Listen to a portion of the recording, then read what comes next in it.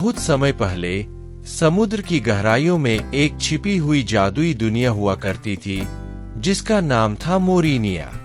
यह दुनिया रंग बिरंगे कोरल, चमकते मोती और अद्भुत जीवों से भरी हुई थी जिन्हें धरती पर कभी किसी ने नहीं देखा था। यहाँ जलपरियां, समुद्री ड्रैगन, बोलने वाली मछलियाँ और चमकदार सीपियाँ एक साथ शांति से रहती थी। मोरिनिया की रानी एक दयालु और बुद्धिमान जलपरी थी जिसका नाम था सेरिला। उसके पास एक जादुई मुकुट था जो समुद्र में रोशनी फैला सकता था। जब वह मुकुट पहनती तो अंधेरे समुद्र में भी दिन जैसा उजाला फैल जाता। एक दिन एक पुराना शत्रु लौट आया, ग्रेक्स, एक भयंकर समुद्री दैत्य। कई साल पहले उसने मोरिनिया पर कब्जा करने की कोशिश की थी, लेकिन सेरिला की मां ने उसे बंदी बना लिया था। अब वह आजाद हो चुका था और बदला लेने आया था। उसने जादुई मुकुट चुरा लिया और पूरे समुद्र में अंधकार फैला दिया। अंधकार में डर छा गया। मछलियां रास्ता भटक गईं, जलपरियां छिप गईं और मोरिनिया की सुंदरता फीकी पड़ गई।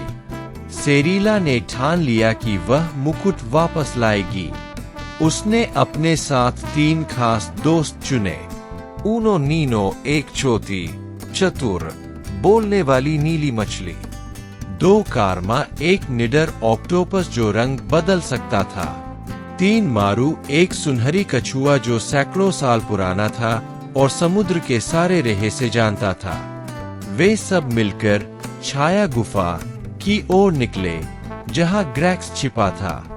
रास्ते में उन्होंने शार्क, जहरीली जेलीफिश और जादुई तूफानों का सामना किया, लेकिन दोस्ती और हिम्मत से उन्होंने हर कठिनाई पार की। जब वे ग्रेक्स के सामने पहुंचे तो सेरिला ने लड़ाई की जगह बात करना चुना।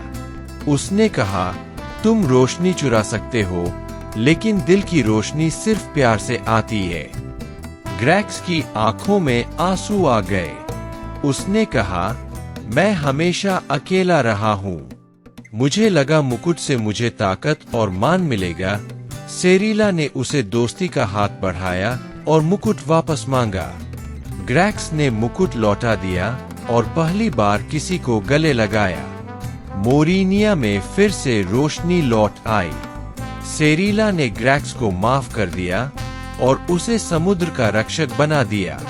अब वह दुश्मन नहीं, एक सच्चा मित्र बन चुका था।